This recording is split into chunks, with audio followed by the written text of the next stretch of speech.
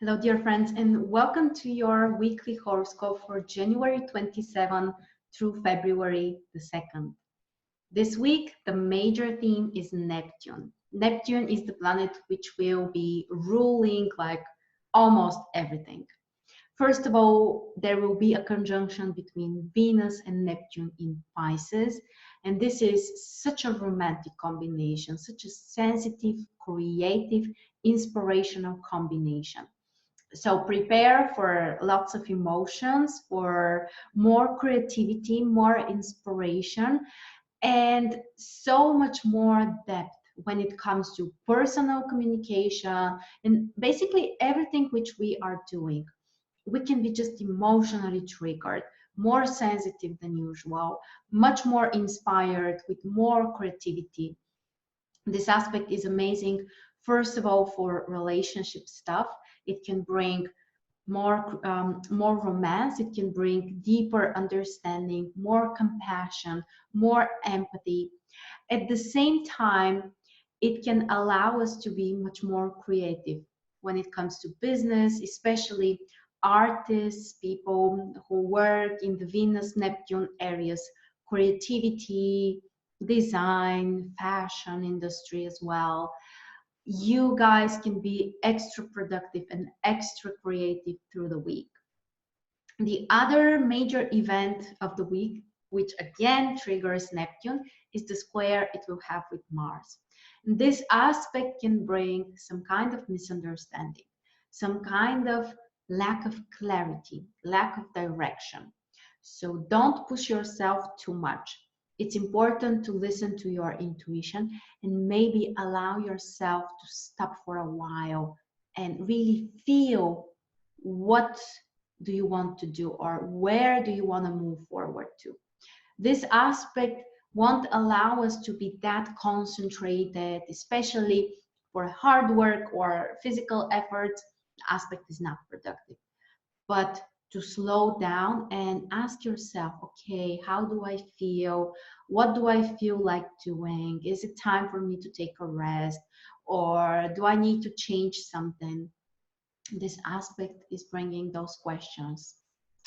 And finally, the other aspect we are going to discuss is the Venus sextile with Pluto. And this aspect can bring even more depth into emotions, into relationships, into personal life things. And this can also allow us to be more passionate, to be more focused, emotionally focused on something. It doesn't necessarily need to be love. It can be work, especially since Pluto is in Capricorn. We can really focus on career projects and be very passionate and put a lot of emotion into it. So overall, as we can see, Venus and Neptune are the two planets which will dominate the week, especially Neptune. And if I have to be honest, Neptune is one of my favorite planets, or maybe even my favorite one. But it's not always simple to work with Neptune. Actually, many astrologers kind of, or people are kind of afraid or unprepared for this, or, cannot understand it. And that's normal because Neptune is not so much about understanding, it's more about feeling, it's more about experiencing. So through the week, try to feel more. Don't try to rationalize so much or to search for concrete things or solutions. It's more about finding your own truth, not searching for validation or to be extra logical. Those things won't work very well this week. It's more about what do you feel? What does your intuition tell you? Is there something you would like to heal? Is there something that needs more attention, more compassion? And one of the things we very often we forget is to show compassion towards ourselves. Sometimes we even judge this, okay, this means I will be selfish or this is inappropriate or whatever. But it's actually very important, especially if you're on the path to self-healing or self-exploration. This week is amazing for such things, for deep healing, especially on an emotional level, for deeper understanding, more compassion, starting with yourself, but also compassion towards other people, people you love, and really allowing yourself to be guided. You cannot control Neptune, and actually none of the other outer planets. The outer planets, they're just on another level in the hierarchic system, and we cannot control them. We cannot kind of, suppress them or force them. It's a complete mistake to even try to do that. So instead, we have to cooperate. We have to allow ourselves to be guided, to feel.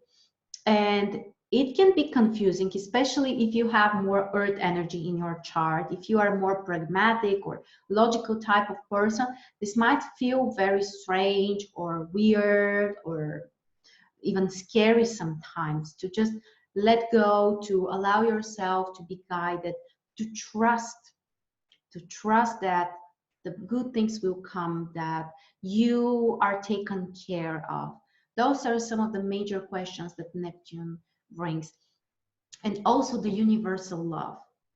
Neptune and Pisces are about loving everything, really everything around us, because we feel the connection that we are all part of one being, the earth, the humanity, whatever. So this aspect can help us to feel more connection to other people, to people we love, or the universal energy, if you will. And also Neptune and Pisces, they symbolize the collective subconsciousness. And this is something that we all have access to. It's not something easy. It's, again, very powerful energy. But if we allow ourselves to experience this connection, we may heal so many things in our lives. We may get a deeper understanding. So for spiritual practices, for self-exploration and healing, this week can be absolutely amazing. But again, I remind you that you have to put the logic behind you. It's not the time for that. So let's go through each of the days now with more concrete information. Monday is the exact day we have this conjunction between Venus and Neptune in Pisces, and on top of that, the moon is there as well. So Monday would be a great time for a meditation, for some kind of spiritual practice, for connecting with yourself, with your own emotions. Now, there is also a challenging side of this aspect. I'm not saying that this is, only flowers and roses. The challenging side of this conjunction can be emotional confusion or a lack of clarity when it comes to what do you want, especially relationship-wise. And sometimes we may fall into the trap of illusions, unrealistic expectations and desires. Unfortunately, that usually leads to some disappointment. So allow whatever has to happen to happen. You cannot be extremely rational and just, stay above and, decide, okay, this won't work. I have to be kind of, more logical here. Just allow yourself to go through this. Keep in the back of your mind that things might be different. They may change with time, but for now, just go through that emotionally. And I would like to share with just very quick directions in which area you might experience this type of spiritual connection, or where you need to put more emotions into, or generally how this aspect can trigger your life. So for Aries, this would be 12th house situation, which means very deep emotions, going really inside of your own experiences. Wonderful time for meditations and spiritual practices. So it's the most spiritual position, actually. For Taurus, This will trigger 11th house, which means your ideas, your vision for the future, and also community projects. For Gemini, this position is in 10th house, this aspect, which means your career, your social projects, your business maybe, and things which are very important related to your vocation. For Cancer, the conjunction triggers 9th house, so it's about your future vision, your goals, and plans for the future. For Leo, 8th house will be triggered, which means also very deep emotions, very deep experiences and transformations. Also financially, there might be changes. For Virgo, the conjunction triggers 7th house, which means relationships and love, how you communicate to others, your partnerships, and the closest people around you. For Libra, the conjunction triggers 6th house, which means career, work, obligations, and health. For Scorpio, this conjunction will trigger 5th house, very romantic, very emotional position affecting your personal life mostly, but also creativity. For Sagittarius, the conjunction triggers 4th house, which means deep connection to your own being, to your soul, to your family and home. Connection to the roots also. For Capricorn, this new moon triggers 3rd house, so it's about communication and connection to others, friends, information, some kind of plans that you can make. For Aquarius, this conjunction triggers 2nd house, so it's more about practical things or material things and also finances. And finally, of course, for Pisces, this is a major event because it triggers you personally, your emotions, your plans, your relationships. So it might be a very intense period. And overall, for everyone, this aspect can bring more creativity. It's like feeling things and just knowing your gut telling you what to do or what you're supposed to heal or how to connect to others if you want to. So listen to your inner wisdom. All right, let's move now to Tuesday, which is also quite intense. First of all, Mars in Sagittarius will square Neptune. So the Neptune energy is still around us, and there can be some kind of misunderstanding, something that we cannot predict, we cannot plan, something about our plans actually may change. There could be complications, misunderstandings, change when it comes to our motivation and overall goals. So we have to be careful with this aspect. At the same time, Venus still in Pisces, we have a semi-square with Uranus in Taurus. First of all, we need to be careful financially with some expenses or purchases we plan to make, and also relationship-wise, some surprises, some kind of changes on the horizon. And the other aspect we have is between Mercury and Uranus, which is a creative aspect. This type of aspect can also bring us changes. First of all, Uranus is the planet of changes. Second of all, it's the ruler of Mercury in this situation. And third, it's also a creative aspect that brings changes. So change of plans, some positive surprises which we can have, and also more variety, more excitement, and some new ideas.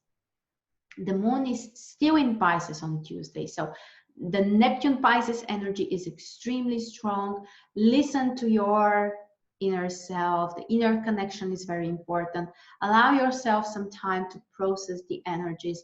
Don't push, especially if it comes to something more practical or something more material.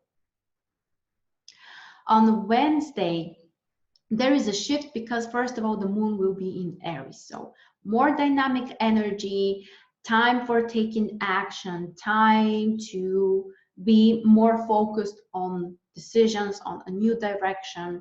And at the same time, we have a minor challenging aspect between Mars in Sagittarius, and Uranus in Taurus. Again, possible changes, but at the same time, this combination can increase our drive, our desire, boost our motivation to take action, to do something independently. And this may happen in quite unpredictable ways, or sometimes even surprisingly for ourselves. So Wednesday can be much more dynamic than the previous 2 days, but be prepared for surprises. Then Thursday comes with the positive aspect between Mercury in Aquarius and Pluto in Capricorn. Great aspect for planning, for increased focus on something, and investigating or researching something. This is very harmonious, both for business projects, for communication as well. And the moon in Aries allows us to take more action, to be more independent, to take certain risks. So overall, this can be more productive also. The following day, Friday, is kind of similar. Mercury in Aquarius this time has a positive aspect with Saturn in Capricorn. So this aspect is great also for business planning, for more focused work, for more attention, more logical approach. We are also getting far away from the Neptune energy. I mean that the conjunction with Venus and the square with Mars are affecting us less and less through when we move through the week. So Thursday and Friday can be actually much more productive. The moon is in Aries most of the day as well. So take action, do new things, experiment, be brave. And after 8 p.m. Eastern Time, the moon is in Taurus. So the energies are more balanced, more fixed in some way, but also this is a nice position for relaxation, going to a nice dinner, and overall focusing more on comfort. Then on Saturday, the moon is in Taurus through the whole day. So the major theme is comfort, relax, more practical things, maybe taking care of your body, maybe having a lovely meal. But the moon will have conjunction with Uranus, which means some possible surprises, some excitement, but also something unpredictable which may happen.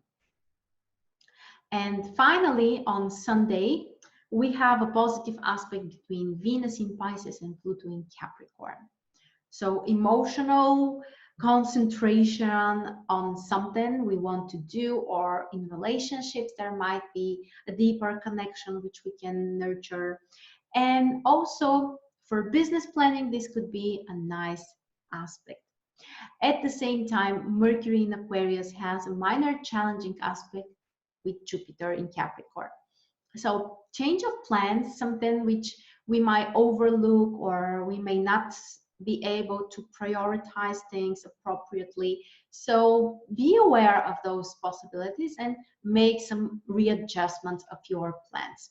The moon is still in Taurus on Sunday, so overall the atmosphere is more balanced. We don't have to rush. We should take our time, be more consistent, and why not also allow ourselves to take a rest. And with that, we covered the prediction for this week. As you can see, the major theme, especially in the beginning of the week, is the Neptune energy. So creativity, self-connection, self-healing are the most important. And the more we get to the end of the week, the more productive we can get. Especially Thursday and Friday can be much better than the first few days for practical things, for concrete work and concrete projects. So that's the most important for this week. Thank you so much for watching. Let us know, what do you feel? How do you feel it, especially this Venus-Neptune conjunction? Thank you very much for your time, and I'll see you next week.